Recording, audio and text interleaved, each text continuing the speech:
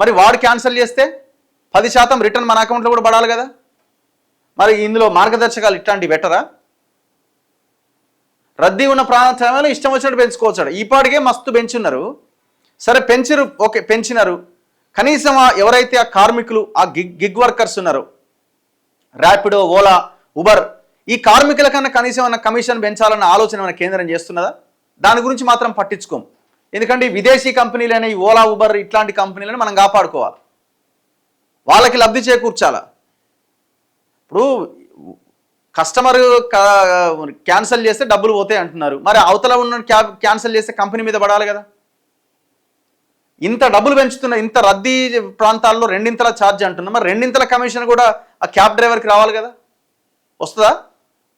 అది కూడా పెట్టాలి. మరి ఆ నిర్ణయం ఏమో కంపెనీలకు వదిలేస్తాయి, ఛార్జీలు పెంచే నిర్ణయం మాత్రం మీరు తీసుకుంటారు.